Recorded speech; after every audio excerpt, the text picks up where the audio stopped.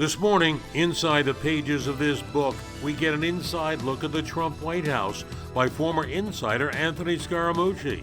Though loyal to the president, he's not in total agreement with some of his policies. We'll hear where he stands on the latest developments.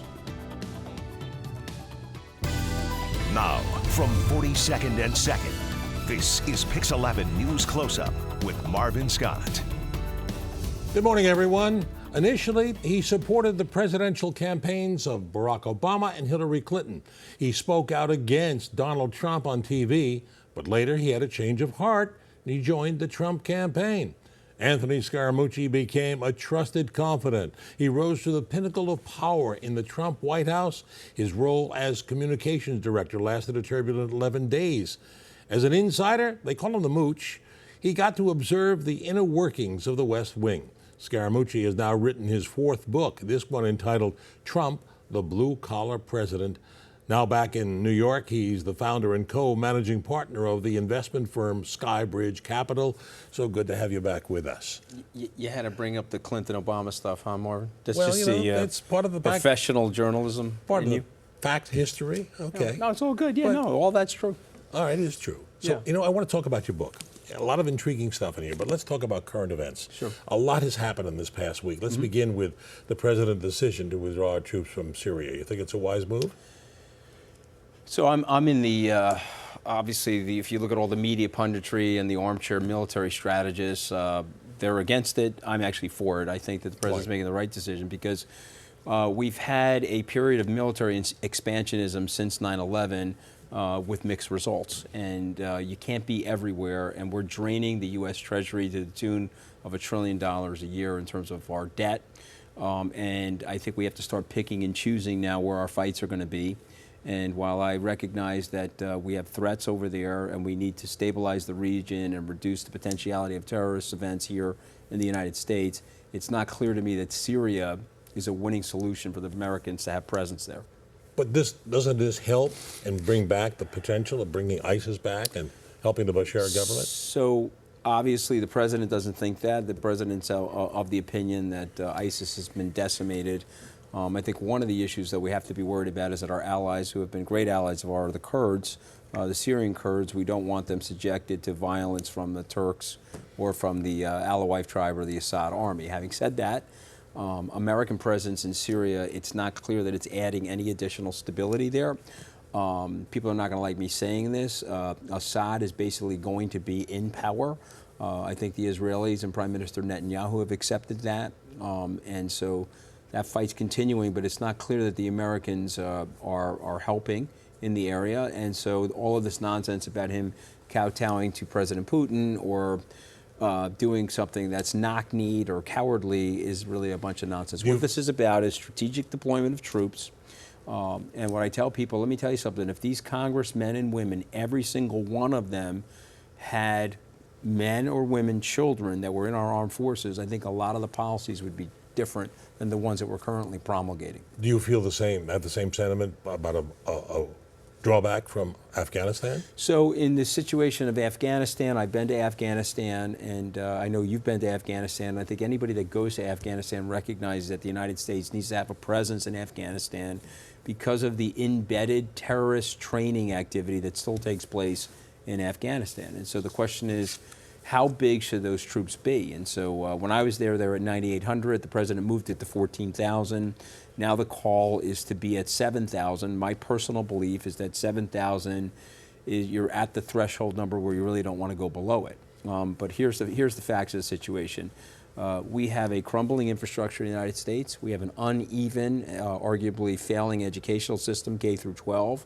We're spending $1 trillion more than we're taking into the U.S. Treasury. And the footprint of the Cold War activity and the post-Cold War activity of the military, it has to change. And we have to focus on what's going on here in the U.S. We also have to be concerned about national security. No question about that. I'm not calling for a full retreat. I'm not an isolationist. I understand that we have to be part of the global community, but we really need to call upon our alliances, and we need to call upon our friends who have the same national security interests that we do to share some of the burden of what's going on now. No, you're very the close. age of American military expansionism the way it started in 1946 and 47, and that trend line went up, I think is over. And I invite people to go back and look at Eisenhower's speech, his last one as the acting president, where he cautioned people about the military-industrial complex. And I'm just telling you, we're in too deep, and I don't mind the president paring back a little bit. Paring back, but this is not sitting well with many Republicans, and also the neocons don't like it. It has cost the job of our Defense Secretary Mattis. Is that a loss to the administration? Well, listen, I mean, I have an enormous amount of respect for General Mattis. Secretary Mattis is an American hero. I think that they were probably at odds. I think there were other reasons why Secretary Mattis is probably resigning. Certainly this could be one of the main reasons. But let's face it, you know, if you just go back to the president's 60 Minutes interview, there probably have some philosophical and personality differences. It won't be lost on people that really know that the president abandoned his defense secretary's pick and picked General Milley to be the chairman of the Joint Chiefs of Staff. And so I think General Milley's going to do an unbelievable job in that position. So for me, it's okay for good men and good American patriots to disagree. And I applaud General Mattis' service. And I also appreciate what he said in his letter of resignation, where he's basically saying the president has the right to pick somebody that will be more in line philosophically with where he is. Now, let me ask you this. The world's changing, Dr. Scott. We have to embrace the change that's happening in the world. Embrace the changes. Let's talk about you being in the inner circle, very close to Donald Trump. A columnist suggested the other day that the walls are beginning to close in on the president, given the scandalous revelations that have been coming out about the Trump Foundation, about revelations about signing a letter of intent to build a tower in Moscow, about Michael Cohen being sentenced to 3 years, and Flynn, General Flynn, all of this is closing in on the president. Yeah. Well, I mean, listen, unfortunately, there was some nefarious activity that took place by people prior to them being participants in the campaign. You know, we can go to the situation of Paul Manafort or some of the things that happened surrounding Michael Cohen and the allegations and obviously the guilty pleas that Michael made. But I don't see, and I still don't see, the criminality that the president perpetrated. And so, you know, people get upset with me. They're like, well, you know, he had to have done it, and et cetera, et cetera. I'm not a water-carrying person for the president. I'm not an apologist for the president. And I'm certainly not a sycophant. There's a lot of things I disagree with the president on. I speak very openly about that. That doesn't mean I'm not still loyal to him. But I think one of the problems that we're having in our political society right now, if Secretary Clinton was the 45th president of the United States, she'd be under this level of scrutiny and investigation. And what we seem to be doing to our political leaders is we build a jail cell for them, and we wait for them to get into office, and then we figure out a way to weaponize our system to take our political differences and see if we can turn them into criminal events. And so for me, I don't like it, and I think it's unfair to him, and I think it would have been unfair to Secretary Clinton if they were doing that to her had she become president. I saw a quote of you the other day. You said you believe the president has a soft spot for Michael Cohen, regardless of what he has done. I do, yeah, because I think that, you know, listen, I mean, they were friends for 12 years. If you look at... But did he betray him? Did Michael betray him? Well, I think Michael is speaking out against President Trump. I think Michael is trying to implicate President Trump. And again, you know, because you're a very good journalist, and I read your book. By the way, you wrote a fantastic book. Thank you. But your point in your book is that there's my side of the story, there's the other side of the story, and then there's somewhere in the middle of the story. And a good journalist like yourself is really trying to find the truth and the objective truth as opposed to the So where is the truth in this one? Was there hush money? So I honestly don't know. It appears that the president was paying people. Okay, they were either alleged mistresses or actual mistresses. It appears that he paid more than one person. And then what's at issue, was this a common practice of the president?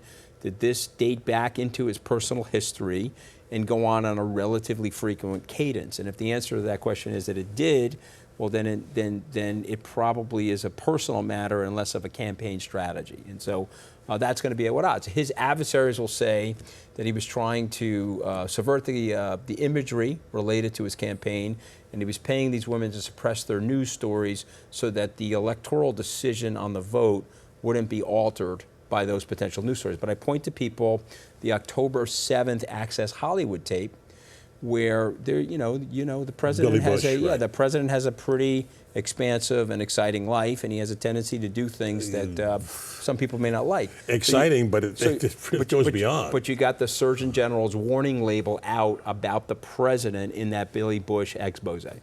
But you've got so much here. I mean, there are Democrats who are saying in the next Congress that this still hanging over the president is an impeachable offense if it goes to the 25th Amendment. Do you expect that this is going to happen in the new Congress? I don't know. I mean, I think when I learn about it, I'm not an insider anymore, but I sort of feel like if they go in that direction, it could backfire on them. It certainly backfired on the Republicans in 1998, where the Republicans went to impeach President Clinton, and it backfired on them. His poll numbers actually went up, and so I think they should be cautious about it. Cautious. Yeah, I don't know if they're going to do it or not, but I would be worried if I were them as a political strategy moving for impeachment, because you're going to get, it can be very tough to get 67 senators to remove the president from office. But what about the initial impeachment? That comes from the House. Yeah, I think if they go to do that, it may look like a political contrivance and it may backfire on them. Okay, on that note, let's take a break. Okay. Stay with us. Continue our conversation with Anthony Scaramucci. We'll probe his book and get the inner workings of the White House when we come back.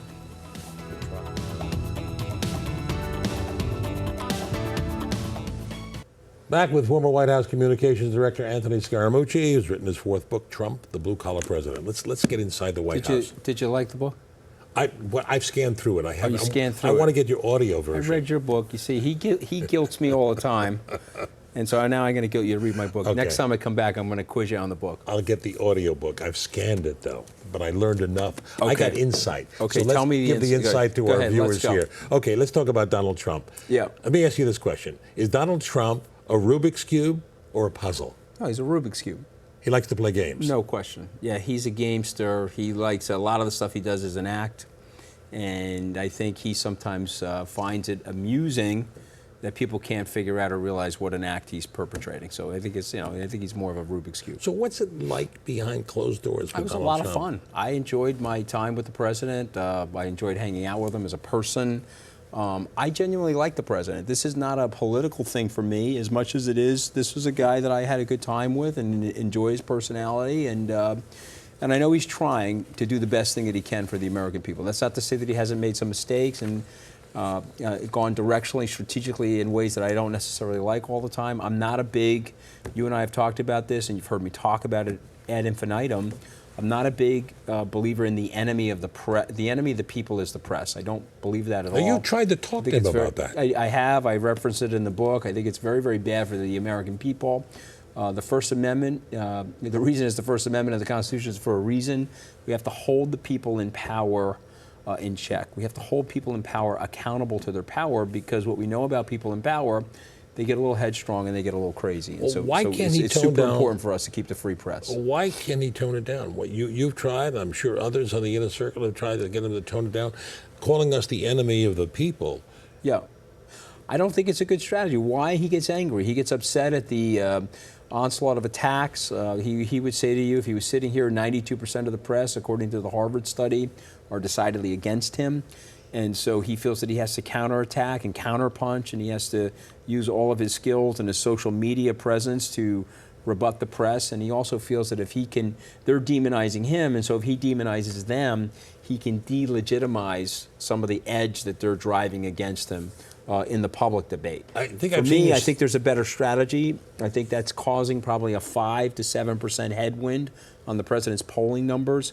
Marvin, you and I have known the president a very long time. If you look objectively at the policies, you look objectively at what he's trying to do for the country on a number of different verticals, whether it's the economy, infrastructure potentiality, the stuff that's going on at the border, the improvement of the American military and its equipment and personnel.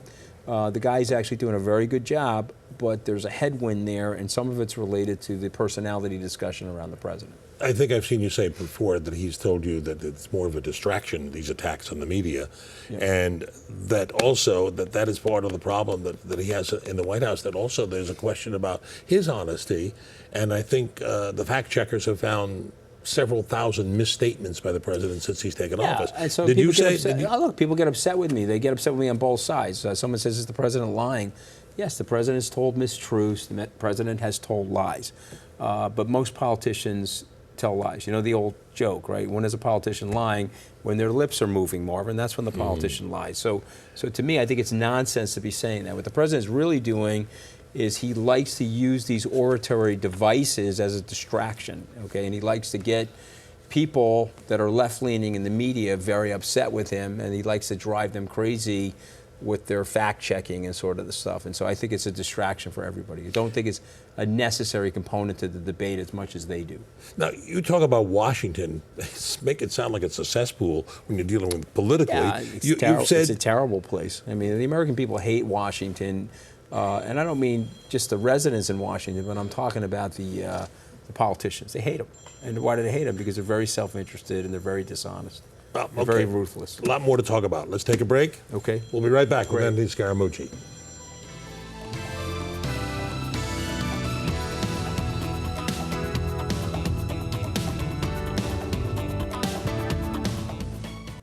Back now with former White House Communications Director Anthony Scaramucci. The book, Trump, the Blue Collar President. Let's talk more about Washington before the break.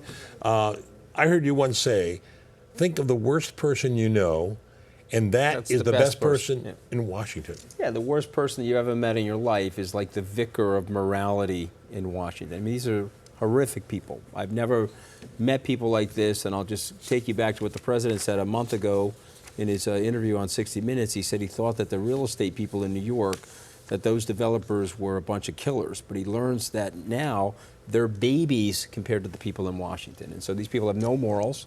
They're ruthless, they're self-interested, they don't really care about the American people. And if you look at their track record, the establishment's track record has absolutely been horrific. They've got $21 trillion in debt. You've got an unevenness in the educational system, crumbling infrastructure. You killed 1 million people in the Middle East over the last 18 years.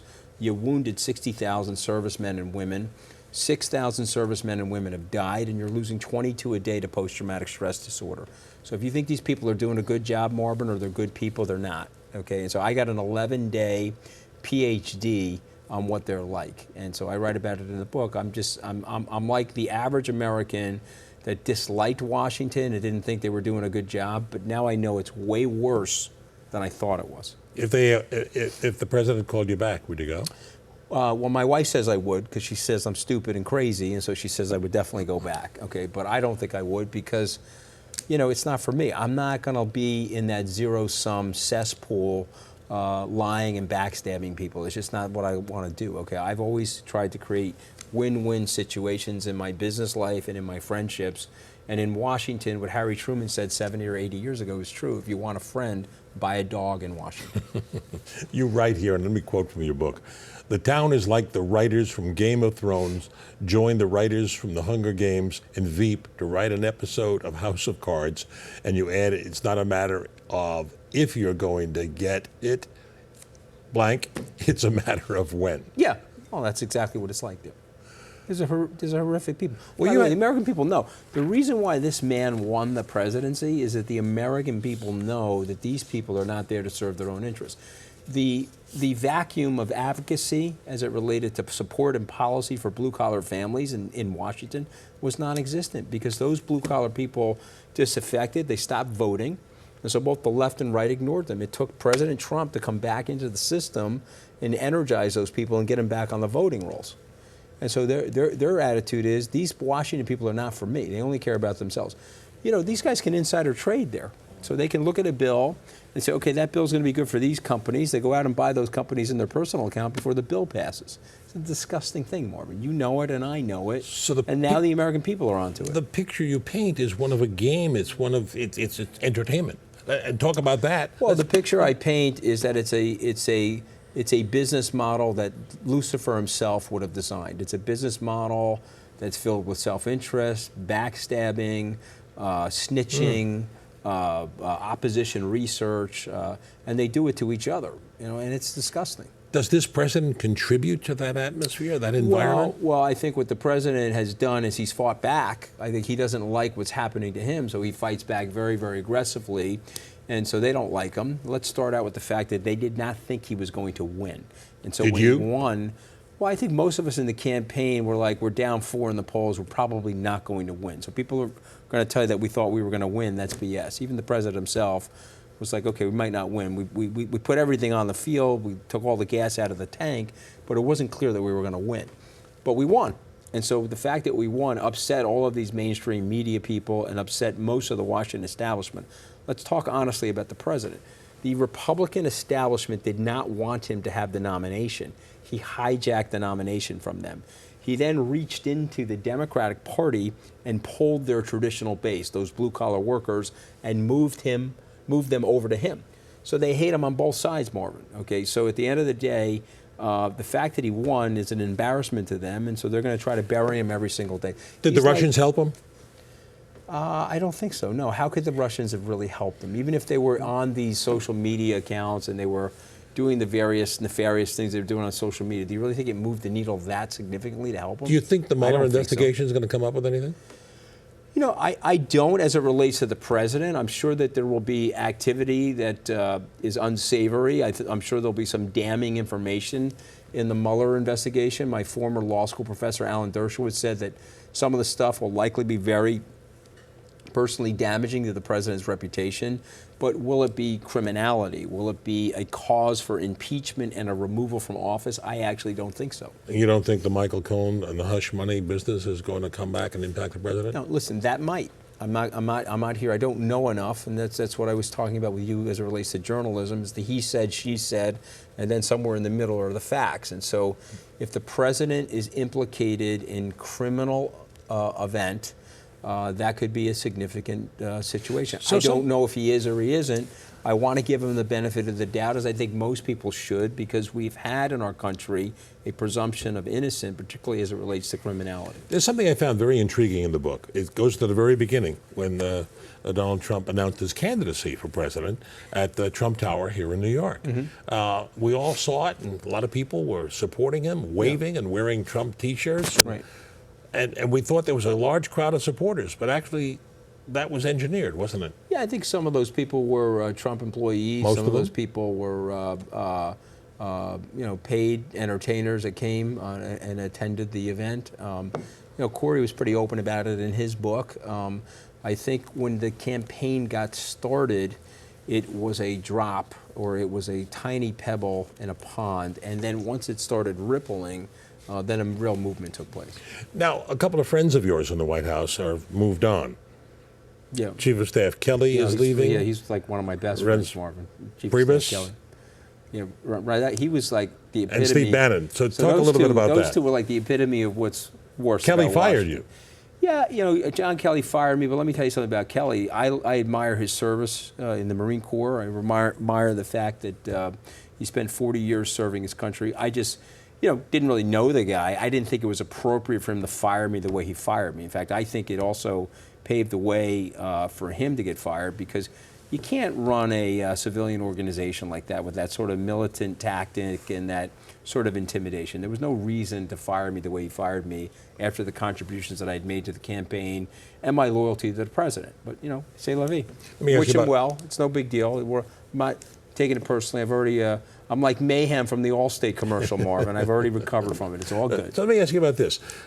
The president's personal attorney right now, Rudy Giuliani, former mayor, does he become a liability to the administration? Well, I think there are times when he's talking that people inside the administration get upset, but I'll tell you what I like about the mayor. Mayor Giuliani has sort of been a heat shield for the president. When he's on TV, the gun comes off of the president and it points towards the mayor, and so the mayor is sort of absorbing a lot of the heat that the president. Some of the statements he's been making be contrary to what the president has said or his policy. So listen, at the end of the day, they're friends forever. They'll reconcile that. The facts will come out. When you're on television, you have a tendency to be dramatic. Last question. Not you, just me. 2020. Yeah, the president will win re-election. He'll win by, probably win by a wider margin than he won last time, and he'll win the popular vote this time. Anthony Scaramucci, we can go another half hour. Happy holiday, sir. It's great to be with you. Good holiday. Merry Christmas to you and your family. This guy can guilt you like nobody you've ever seen, okay? You don't know Jewish guilt till you've met Marvin. Thank you. Okay, Trump, The Blue Collar President by Anthony Scaramucci. Thank you. And that'll do it for our program this week. If you have any comments or wish to see this broadcast again, log on to our website, pix11.com/News Close-Up. I'm Marvin Scott. Thanks so much for joining us. Enjoy the rest of your Sunday, everyone, and Merry Christmas.